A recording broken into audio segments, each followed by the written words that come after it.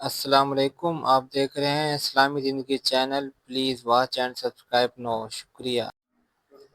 اعوذ باللہ من الشیطان الرجیم، بسم اللہ الرحمن الرحیم، نحمدہ ونصلی علی رسولہ الکریم، اما بعد فاعوذ باللہ من الشیطان الرجیم، بسم اللہ الرحمن الرحیم۔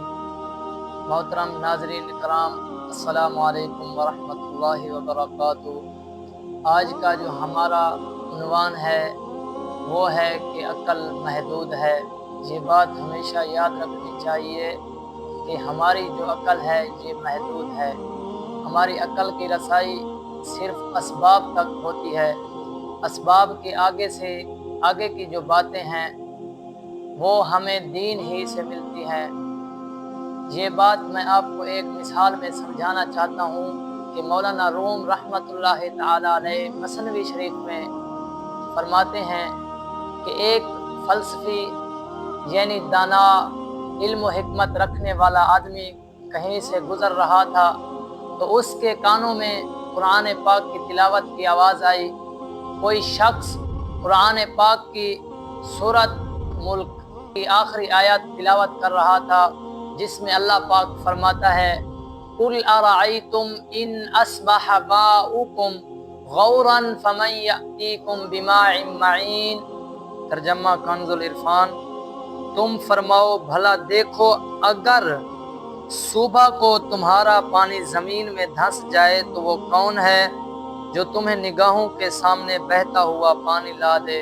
یہ آیت کریمہ سن کر فلسفی تکبر اور غرور سے بولا، یہ کون سی مشکل بات ہے؟ اگر اللہ پاک پانی کو زمین میں دھسا بھی دے تو ہم سائنس کے ذریعے مختلف آلات یعنی اوزار سے پانی کو نکال لیں گے۔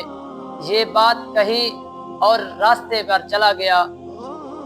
رات کو جب یہ سویا تو خواب میں دیکھتا ہے کہ ایک طاقتور آدمی آیا، اس نے اس کے منہ پر زوردار تھپڑ مارا جس سے اس کی دونوں آنکھیں نکل گئی اور آنکھوں میں جو نور کا قطرہ ایک قطرہ پانی کا تھا وہ زمین پر گر کر خشک ہو گیا۔ خواب میں آنے والے اس شخص نے خواب ہی میں کہا، اگر تم پانی نکالنے والے اوزار سائنسی آلات کے ذریعے اللہ پاک کی مدد کے بغیر پانی نکال سکتا ہے تو اپنی آنکھوں کے ان 2 قطروں کو زمین سے نکال کر دکھا۔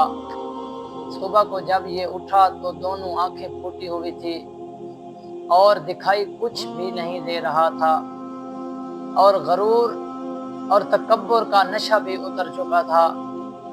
کسی کو تاج وقار بخشے، کسی کو ذلت کے خار بخشے، وہ سب کے ماتھے پہ مہر قدرت لگا رہا ہے، وہی خدا ہے۔ پتہ چلا کہ ہماری عقل محدود ہے۔ ہم صرف وہیں تک سوچ سکتے ہیں جہاں تک ہماری عقل پہنچتی ہے، مگر اللہ پاک کی قدرت ہماری عقل سے کہیں آگے ہے۔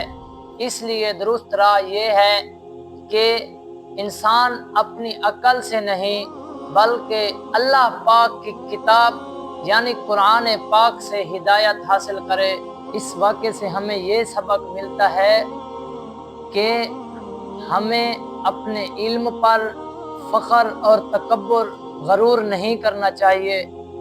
ہمیں ایسے کام کرنے چاہیے کہ جس سے اللہ پاک راضی ہو، ایسے کام نہیں کرنے چاہیے جس میں اللہ پاک ناراض ہو۔ ہمیں اپنے علم پر غرور اور تکبر اس لیے نہیں کرنا چاہیے، جیسا کہ آپ نے سنا اس واقعے میں کہ وہ فلسفی صاحب کہہ رہے تھے کہ میں دیگر آلات یعنی پانی نکالنے والے اوزاروں سے پانی نکال سکتا ہوں۔ میرے بھائی، ہمیں سوچنا چاہیے کہ جب تک اللہ پاک کی قدرت ہمارے کسی کام میں شامل نہ ہو تب تک ہمارا کوئی کام بھی مکمل نہیں ہوتا۔ اللہ پاک ہمیں عمل کرنے کی توفیق عطا فرمائے، آمین بجاہ نبی الامین، وآخر دعوانا الحمد للہ رب العالمین۔